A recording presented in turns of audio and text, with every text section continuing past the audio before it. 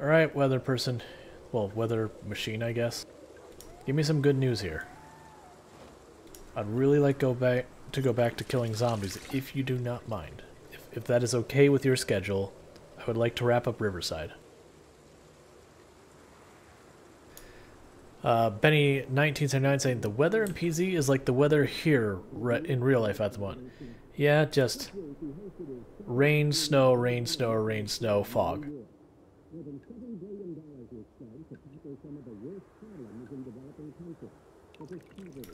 Alright, so we still have heavy rain and thunderstorm today. I didn't see, I think it said it was wrapping up in the afternoon. So maybe this is the last day? Because I'm down for wrapping up today, because that means it can rush out when it clears up.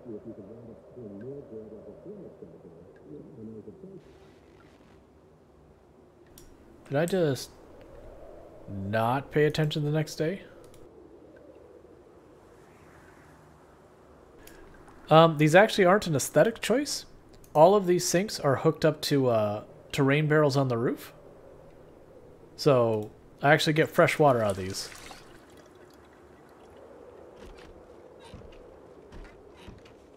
So yeah, if we look up here on the roof real fast. And don't mind the glitchiness and the graphics of the stairs. I've got 6 or 7 rain barrels here. These 2 in the far corners aren't hooked up to anything. But the other ones are all hooked up. And all you have to do to hook up rain barrels is you have to have the rain barrels, if you can just imagine, straight above the sink and off to any one of the sides. Then I can take a pipe wrench and I can right click on this and choose plumb and it'll connect it. The sink has to be in what's referred to as indoors. It's really tricky. I don't know all the rules. Generally I'll put up all the walls when I want to make a room indoors. And then I'll try and add pillars, and if it lets me add pillars to the corner, I do. And that's worked out for me once I've roofed it. The way you can tell something's indoors or not, if you watch my temperature up here, it says 23.5. I step inside, 42.6. If you see that very dramatic change in temperature, you know it's indoors. If you don't see it, then something's wrong. And unfortunately, the game doesn't really give you an easy way to troubleshoot what's happening.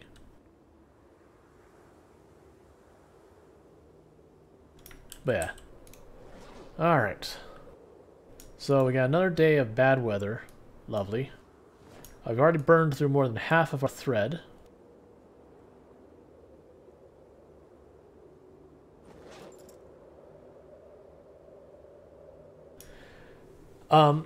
So I don't believe there's like proper heating in the game, but indoor areas are warmer. That said, for example, if I light this stove up, there's a circle, like basically if I'm standing right next to it, it'll be like 80 degrees one way, it'll be like 70 something degrees, 60 degrees, 30 degrees, whatever. Like just think of it as a radius. It doesn't heat up the space so much as it has like an area of effect immediately around it. That said, honestly, winter in the default settings is pretty uneventful. Where's the leather jacket? But if you want winter to be meaningful, there is a mod called Cryogenic Winter Mod, where normally you get to, I would say the coldest day we probably saw was somewhere in the mid-20s, I think, in this. Cryogenic winter, your temperatures do get as low as 115 degrees negative in Fahrenheit. For those of you who prefer Celsius, negative 40 Celsius and negative 40 Fahrenheit are the same temperature-ish. It's like 40 point something or other. But either way, that's about the same temperature. So that kind of gives you an idea if freezing for Fahrenheit is 32, like positive 32, relative to negative 40, you know, just take the logical step of going that much farther. In other words, it is expletive cold.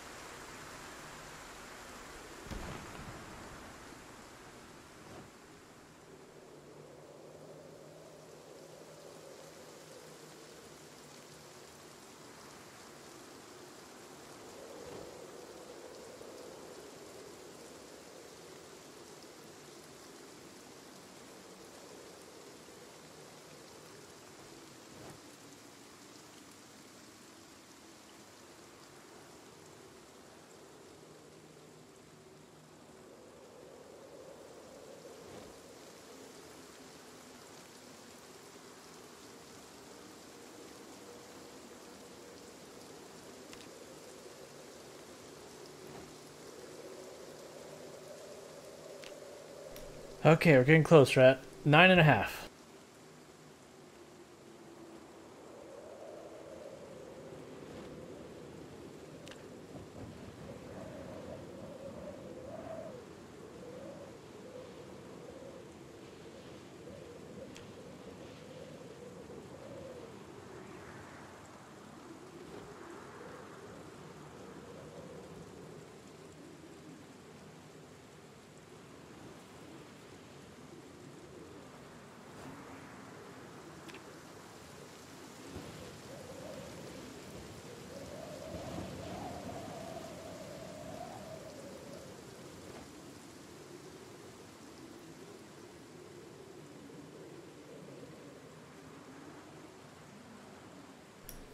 Let's see. Man, I know it's Kentucky, but low 20 feels so warm. And Diane Brainstem says, lived in Kentucky, worst I've seen was in the teens. Regular winter here is minus 4 degrees Fahrenheit at night. Can't imagine. It doesn't feel so warm for us. So I definitely, like, way back, I was up in Michigan, is where I stayed. We definitely got to times where we got to the negative Fahrenheits. And again, expletive cold. Nowadays, since I'm in Central Florida, if we get like below 30, that's noteworthy. And you watch people like go out in parkas and like the whole 9 yards. Like snow boots, everything. You just kind of look around going, what is wrong with these people? Like I remember when I first moved here, we had a day and it was something like, it was like 62, 64 degrees Fahrenheit, something like that. So just a little bit below room temperature. You know, don't get me wrong, it was a little brisk. And you had people like wearing full on like parkas and, you know, padded pants and all those. And you're just going, and here I'm walking around because I was a teenager at the time going, I'm in a tank top and shorts. It's 60 something degrees. This is like summer in Michigan.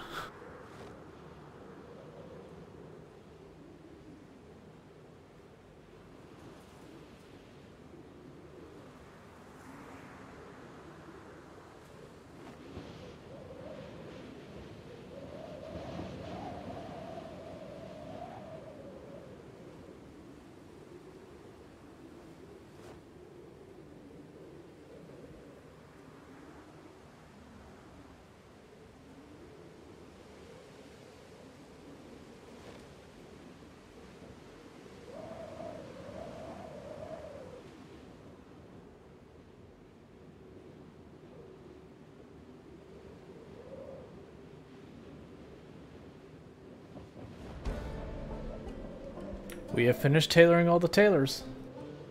No more tailoring to ever be done. We just gotta shred this jacket, because it's dead to us. And put the leather strips on our clothing. Wait, did I grab the leather strips? Yeah. If you're like in southern Ontario, like that area, my understanding is the weather in Michigan is basically pretty much in the same kind of ballpark.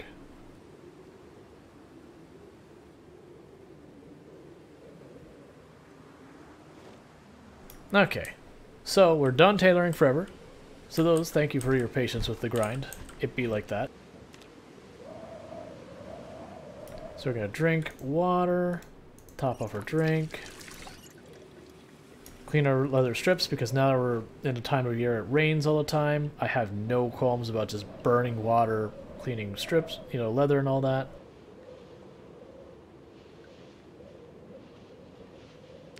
Get some sleep. Yeah, P-Cut, we have 18 katanas, I believe, at this point. Yeah, 18 katanas. And as I mentioned before, we are on the default loot settings for Apocalypse. No. I don't believe you can wash... I think you have to have fresh water to wash cloth and all that, if I'm not mistaken.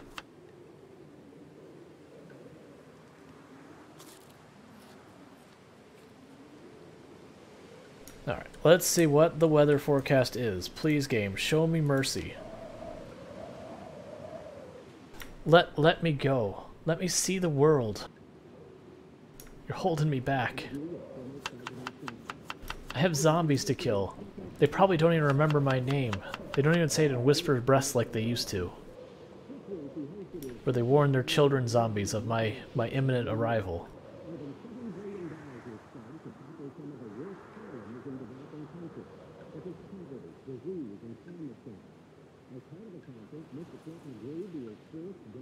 It didn't say anything about bad weather. We're free. We're finally free. I'm still gonna watch to see if there's anything else coming on today. Light fog, I can live with light fog at this point. A light fog is no biggie. Excellent. Freedom. Alright.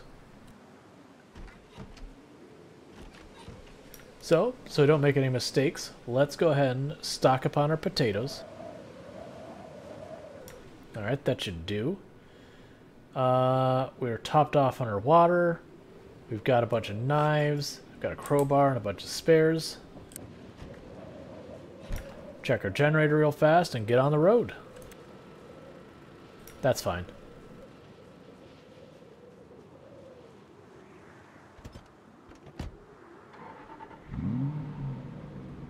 Watch, it'll be like, air activity detected.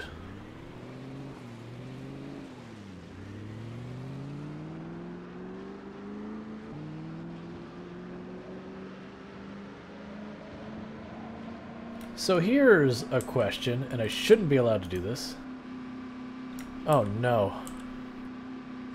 So you drive and you know, you drive and sew at the same time, right? Because I'm just replacing these paddings. We're not doing the whole thing. I'm just, now that we've got level 10, the padding will not get any better than this. So I put them on, and then we just stash our thread and all of that forever. Unless we get hit. And then whatever garment gets damaged, we fix just that.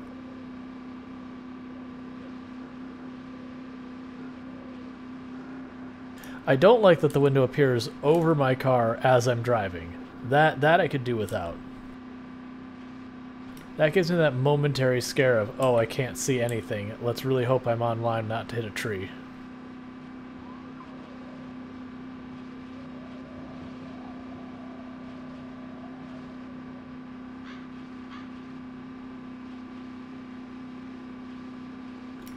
Did your mom tell you not to stitch and drive? Excellent dying brainstem. I highly approve of that one.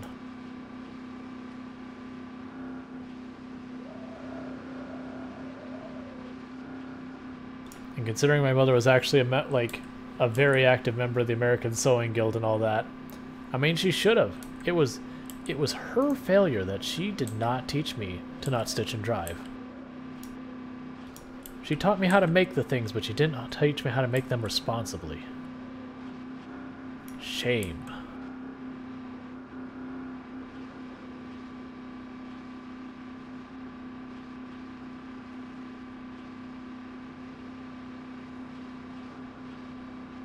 Yes, so even though it makes no sense in the real world, the idea behind it is that is an automated weather channel that supposedly it's just like some computer hooked up to a Doppler radar and it just is fully automatic. That's not a real thing in the real world. You know, even modern standards, there is a human being involved in that process that writes up the report that is what gets read out on those automated things. But in the game lore, you know, it's fully automated. So even if we were to somehow magically live 100 years, we would still get the weather report. Alright, so we're on the long socks. I don't know if the window closes when we fight. Come on. Come on.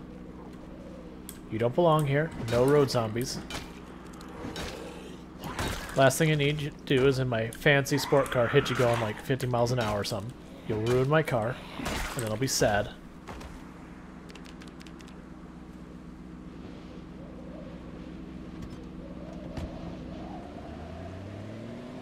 But yeah, so to give you an idea of the power of tailoring, so you're going to notice these socks give me no defense normally. None. Zero. Now if I go in here and say leather stripes, do them all, I'm getting 10% bite resist and 20% scratch resist on every single section on something that normally gives me no defense. So, tailoring is beyond powerful. Alright, long slots the last page. Yeah, I mean, the whole thing is like the default settings are the helicopters don't come back. I take it as there's like one person out there who just has their bunker with a helipad and like all the maintenance equipment they could ever possibly need and fuel. And somehow we're just gonna magic away that the fuel doesn't go bad because we'll just pretend. Can you run a normal apocalypse difficulty last as long as this one? Or do you run out of stuff? You can last forever normal apocalypse, and this basically is normal apocalypse difficulty. We've just cranked the zombies, you know, all the way up, as much as the game would possibly let us so far as quantity of zombies. And we have also told the helicopter to keep coming back. But otherwise, stuff like loot and all the rest of it, that's the same. Oh, and we also have the zombies not respawning. Because like this whole area, I killed literally hundreds of zombies along this road just to be able to reach the country club.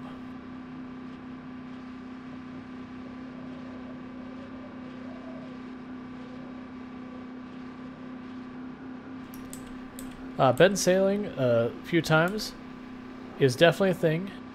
Can't say how long. It'll last past human. Whispeak, I believe though the way those automated systems work though. So if you're familiar with the hurricane reporting, what ends up happening is periodically they'll have meteorologists who will physically type up a report.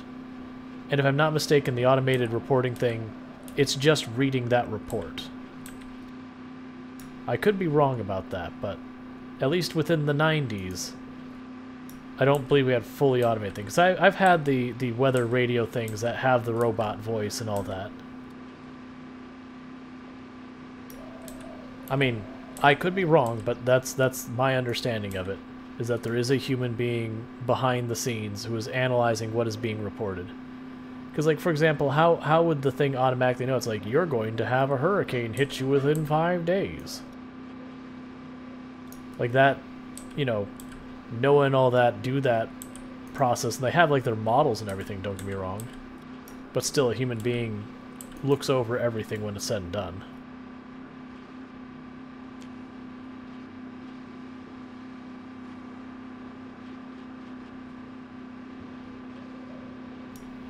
Gotcha. I mean, realistically, we could probably just Google it. I'm sure you could pull up in a search engine and be like automated weather forecast, whatever. Like, how does it work? And they'll probably give us all the details.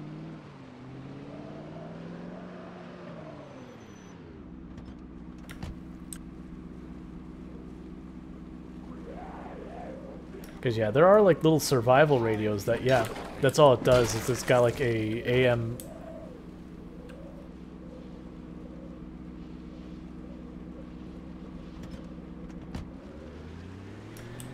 If I Google it, I'm going to rob myself of interesting conversations later, so I won't for this. Yep, that's fair.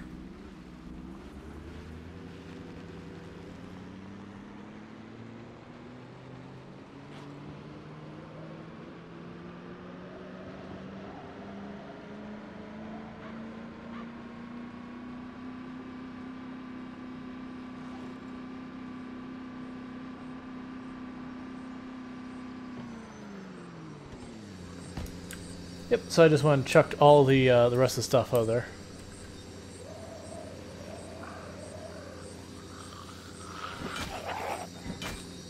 Oh yeah, no, El Goso, that would be 100% what I would assume, is that, you know, in-game there is a,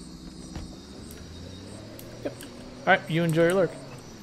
But, I would 100% assume that there's, like, a Doppler radar or something going on that, you know, they're getting all the meteorology information, like the air pressure, the humidity, all that kind of stuff, the radar, and that there is some meteorologist somewhere who's interpreting it.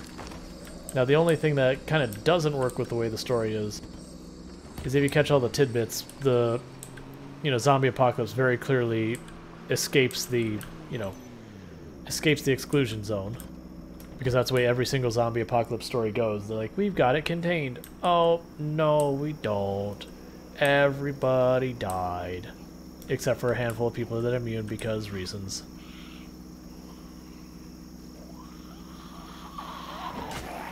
So it's like, okay, is there some meteorologist who's just like, okay, well, I have no evidence that there's any human beings left alive in the world, but like, I'm just gonna keep doing my weather thing just in case. You know, long as the power grid lasts.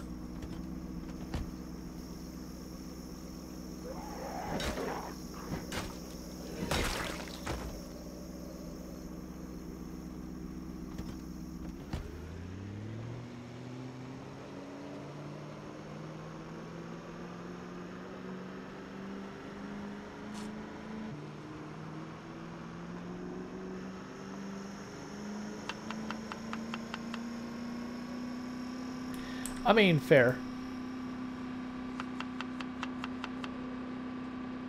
And then plus, again, they don't know if everyone's dead or if there's people alive, if their broadcasts are being heard by anyone.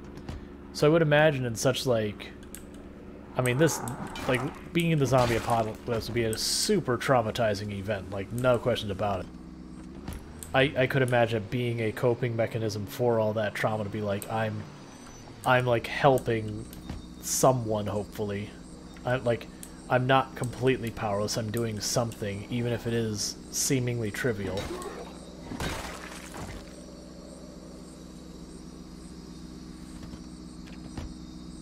Oh yeah, but like I was saying earlier, because we don't have all the layers, we could still put on long johns, and I think one more layer on the top.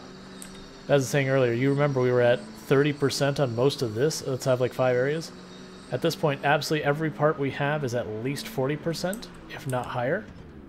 And most of our parts are at like 50 and 60% or more for scratch. So that means if we take a hit, you know, it's going to decide randomly where we get hit. There's that much of a chance we just get out of jail.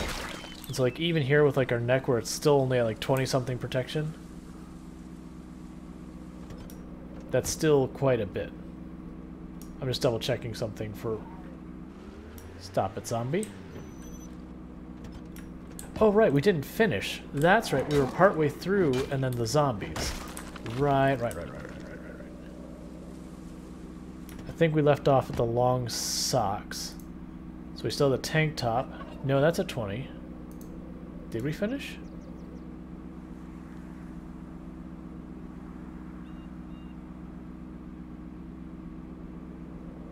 I guess we did finish. Okay, that's fine.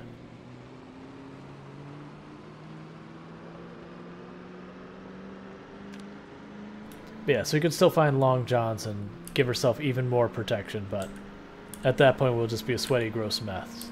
Like, pretty soon I am going to have to ditch layers in general.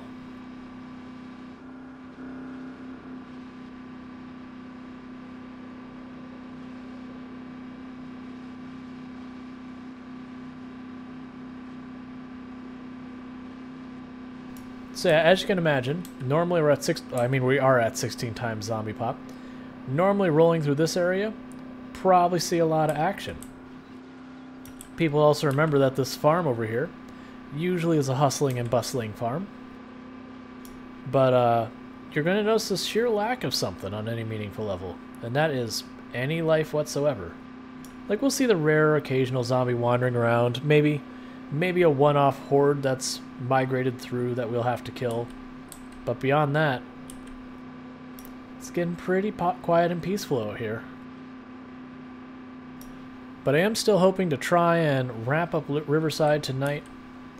It is one of those things that will probably be on the fence.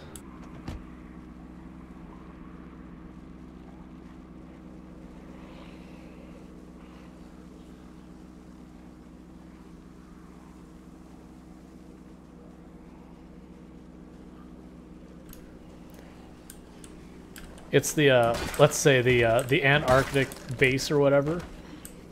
You know, with like the 20-something people living in the Antarctica. Now granted, the reality is, without external support, the Antarctic base, scientific base, would probably last all of like a couple of months before it completely exhausted its food supply.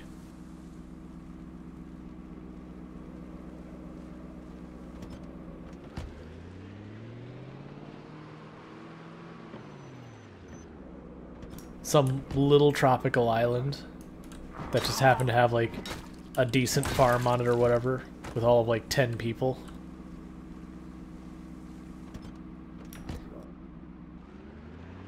Just New Zealand in general. Like, it's fine. They just close their ports.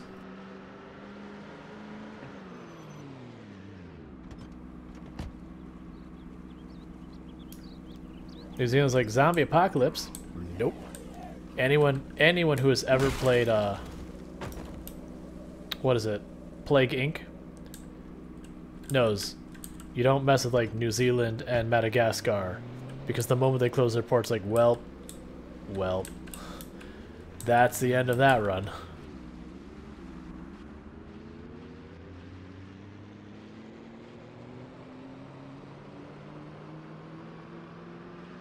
Yeah, there's a good, like, 3 or 4 places in Plague Inc. that if you don't get in there right away before you start escalating, you're just not getting in. Like, Madagascar closes its ports, Iceland closes its ports.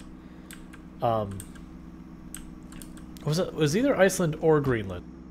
One of those two were super hard to get into, and the other one is not. I can never remember which one was which. Like, I will when I'm playing, but yeah. I think New Zealand was kind of annoying. It's basically the little island places that have, like, just ports.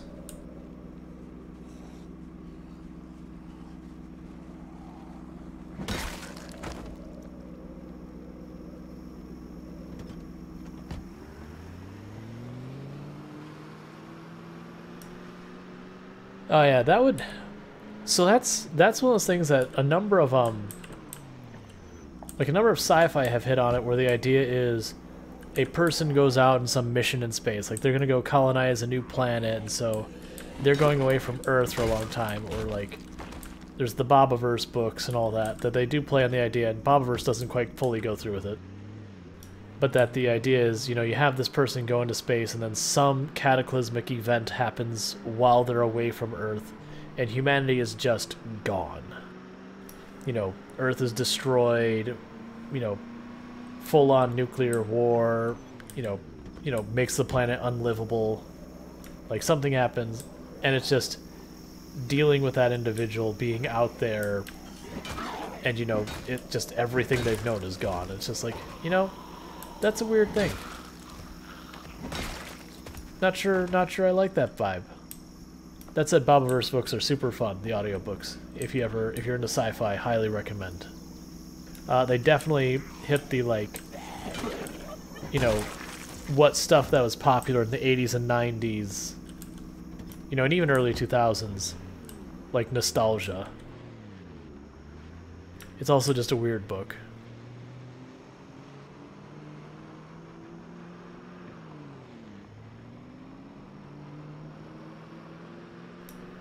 Yeah, I mean, and that's not unrealistic. Like, for as much as we endure, as it were, you know, planets are still fragile. It doesn't take much to ruin everything.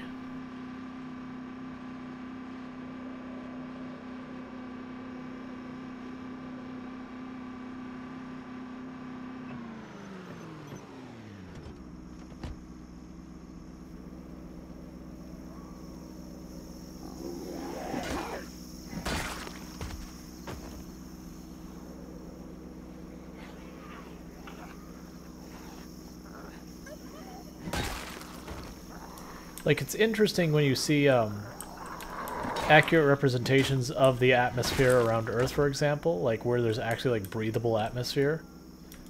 And it's almost like someone taking a beach ball and putting, like, cellophane over it. So it's just, like, the thinnest layer of plastic. Like, yeah, that's about how dense the atmosphere is. That's how thick it is. And you're like, oh, there's, like, nothing there.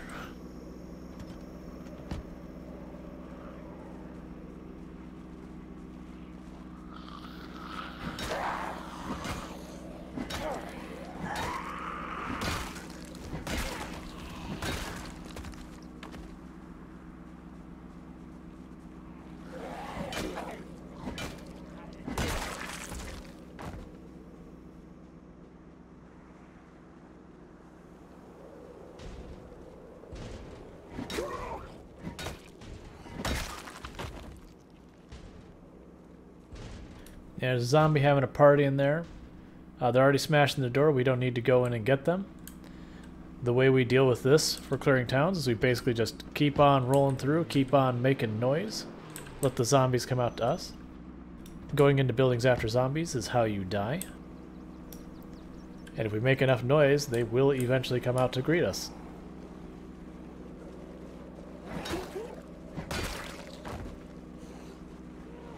Now granted, I would really like something with sirens, because if I could get sirens, I can just turn those on and really get some distance on the noise I make.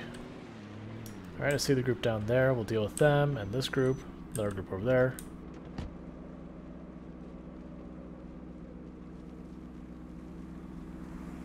I'm finding it a little fascinating that we're seeing less zombies in Riverside than we wound up in South Ekron. I mean, granted, a helicopter was involved, which is a completely reasonable thing to say, oh yeah, but of course, still.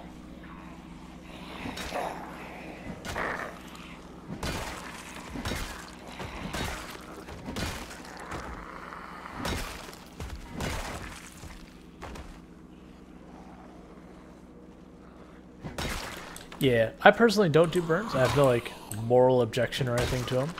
Kind of the way we approach everything in this channel is, it doesn't matter how you're playing the game. If you're having fun, congratulations. You are playing the game correctly. But I personally just don't do burns. The two reasons I don't do them is, one, it's very destructive to the environment, where you end up having a burn, it gets out of control, and then half your town is gone. But the other reason, it's like, if I have to do burns as like my only means of managing the zombies, my answer is I would turn down the zombies. Now granted, I'm on the absolute max zombie population, and I mean, we're clearing entire cities, so I'm feeling pretty comfortable that I can handle it. Not that I can't make a mistake and die, just that I don't need to do burns to kill pretty much any amount of zombies the game can throw at me. Like, the game will crash before it can overwhelm me by just sheer numbers. Because you can walk away. Oh, and fun thing, when you get to, like, Nimble 4 and all that. Oh no, zombie's gonna get me? Oh no.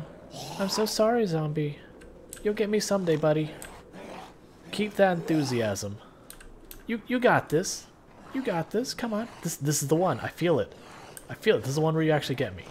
Aww.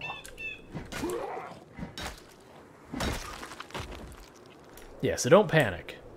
The stuff you can get away with in this game, if you do not panic, is amazing.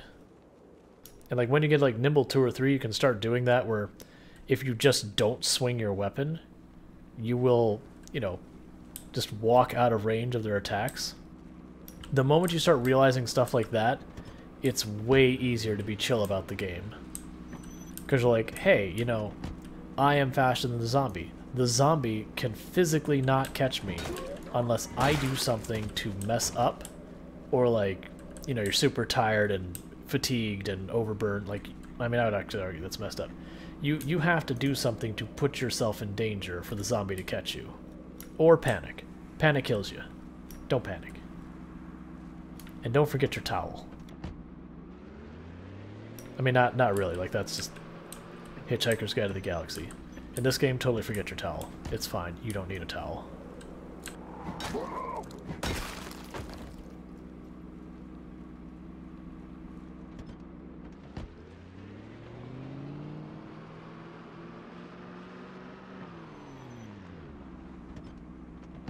Alright, so this time I think we go around back from those businesses, because we haven't gone around the back side of all these businesses yet. We keep clearing the front. But basically, the process we usually have for clearing is we'll choose like a main road in the city, and we'll just keep going up and down that road until the zombies stop showing up in meaningful amounts. And we've already accomplished that for the most part. We've done the main drag of the city. And then after that, we drive down each and every road of the city, killing any zombies we see. And after that, that's when we would actually go and start busting out, you know, blasting horns and sirens and whatever noise we got to make to try and draw out all the zombies we can. But the goal is to get all the zombies we can find easily first, then to mop up all the other ones. You can tell it's been a while since we've been downtown from all the weather, because this street was like, I couldn't go more than like 5-10 miles per hour in the car because the body mounds were just so high. we would launch the car into orbit if it actually went in any real speed. And by that I mean the car would flip over and we'd just die. Like this road had probably 3,000 or 4,000 zombies killed on it. So, yeah.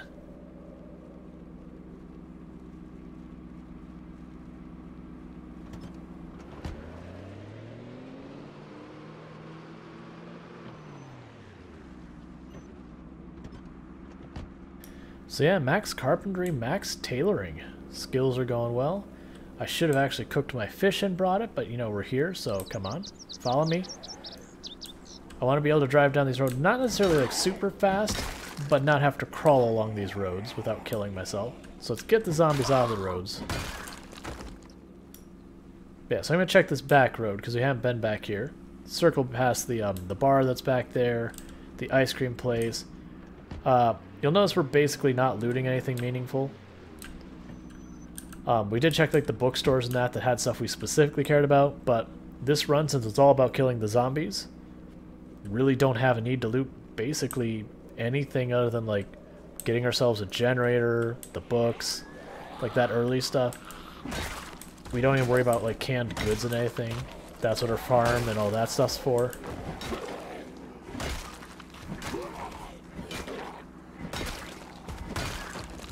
Maybe the next time we have bad weather, I will take the time to put together a bunch of traps and get them put out. Because I should probably do that. Because I never do traps, and I really should fix that because people ask me questions about traps, and I have to just rely on what others have told me without personally having done it more than like once. Because I just never need it. Because fish.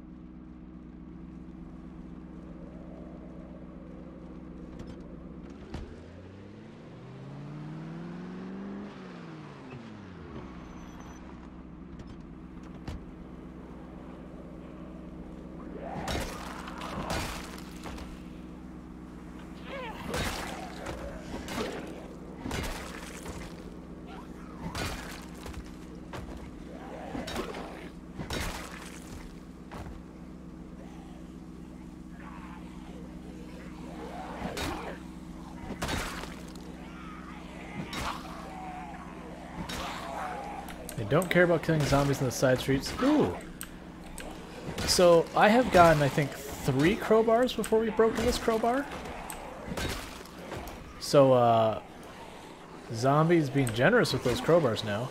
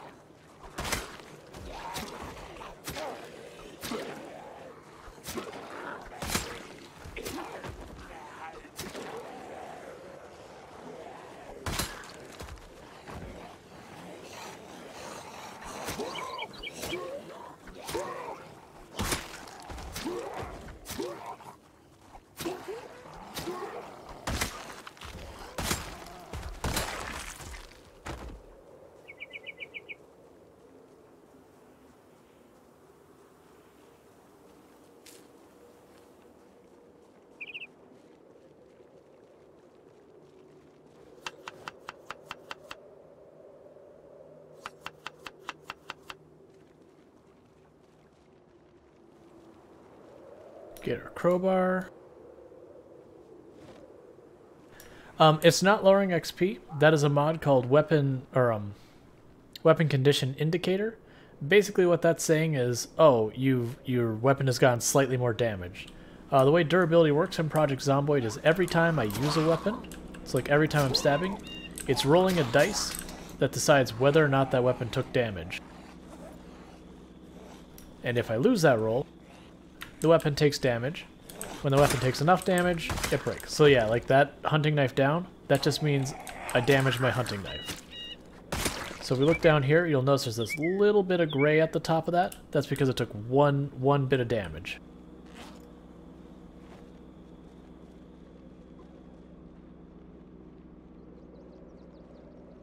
Alright, no more zombies that way that I see, and no police car. Not gonna bother checking all these individual cars. I've got some really good cars now. It doesn't have a siren, I'm not interested. Or I should take that back, unless it's like a really nice Land Raider or something like that. Or whatever the Jeep's called.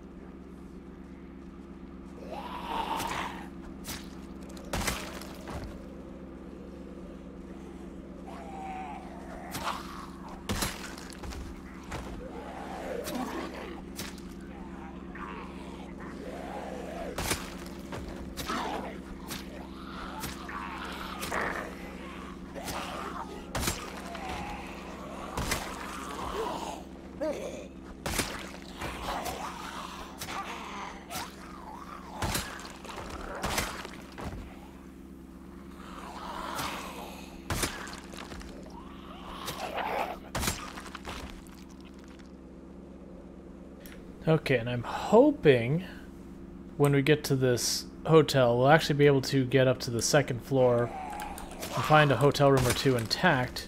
We can actually stay here for a night. Give me a moment to catch up with chat. The little zombie that couldn't. Let's see. Oh, gotcha. You guys are talking about books or movies and that, and I've fallen behind that conversation, so I'm actually just going to let it go. Because it's probably an excellent conversation, but I have to like scroll back through a bunch of text, and anyone who's used Twitch chat in OBS, it is terrible about trying to scroll back. It's one of the reasons when people talk too fast in chat, it's like, yep, cannot keep up. Chat do chat thing. But I try.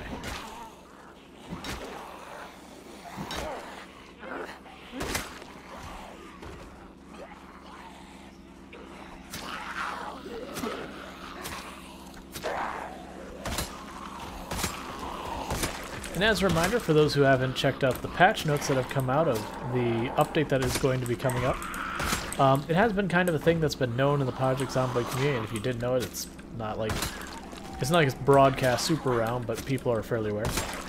Right now in the game, I can walk up to a body of water, just right-click and choose drink, and it's fine. You'll drink it, you'll be safe. It says it's tainted, but it lies.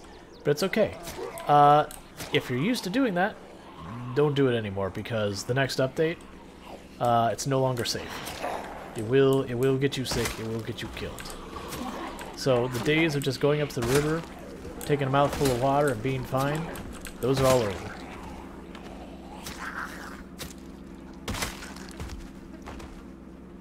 Oh yeah, Elgosa says, just shoved a rain collector barrel in my glove box.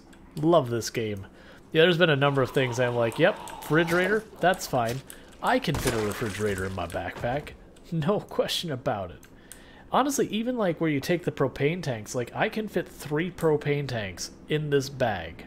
Like grill size propane tanks. And you're just like, no. No. That is not a thing you're going to be able to do in real life.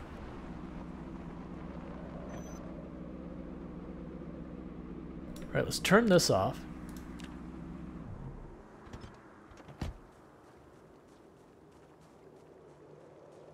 Because what I'm hoping to do is I'm hoping these upstairs are going to be fairly intact. So we clear the zombies out down here, and we can get ourselves a room we can actually sleep in.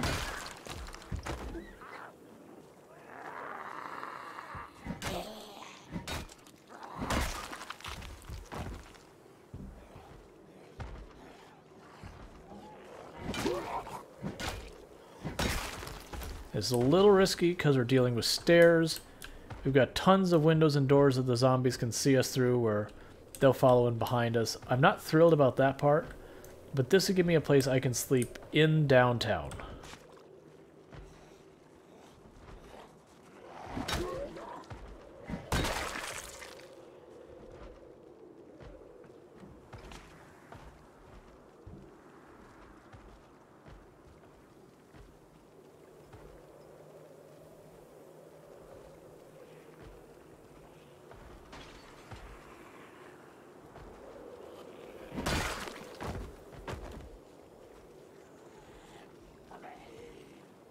They don't want to be near them when they climb over, because they do like a little charge thing sometimes. It can knock you over. And I know some people are like, oh, but you can push them and kill them. I'm like, yeah, but there's risk to it.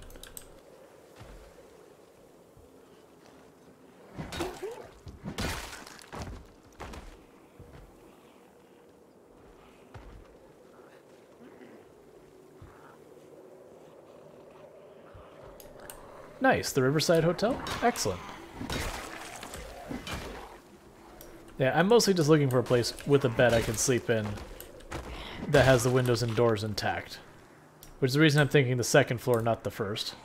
Alright, we'll just walk by, they'll hop over, it's fine.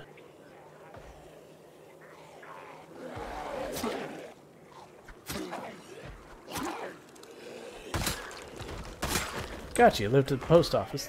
Yeah, it actually seems like a pretty reasonable place to make a base.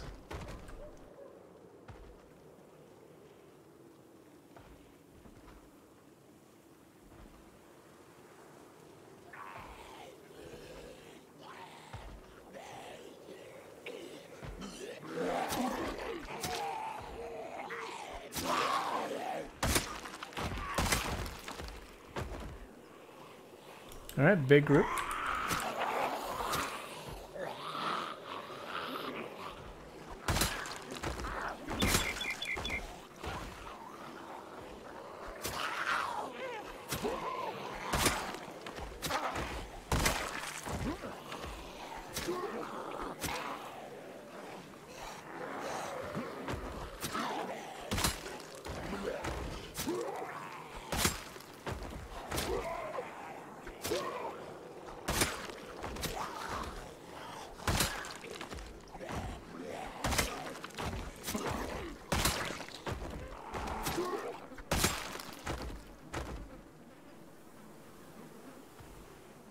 Alright, so it's getting late.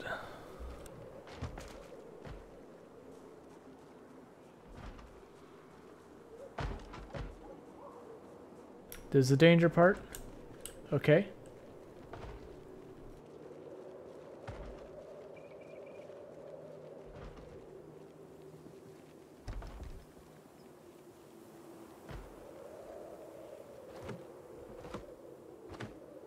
Give it a couple bangs in the door. I see the posture check. Is pool water safe? No. All water is tainted that is not boiled or gotten out of a sink or a bathtub or whatever.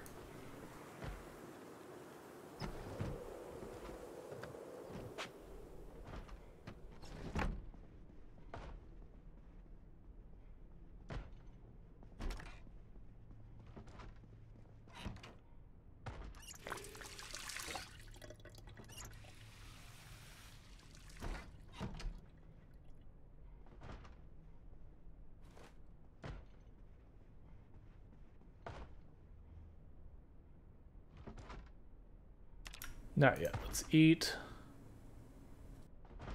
Kill a little time.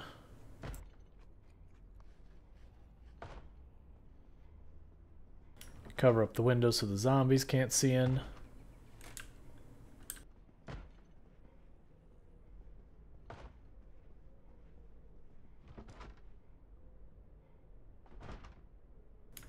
Yep.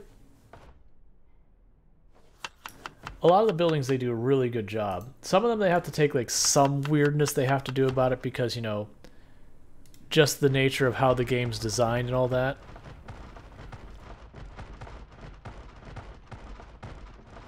We're deliberately waiting so we can sleep. We might wake up having a nightmare because there's a zombie slamming its head against the door somewhere here.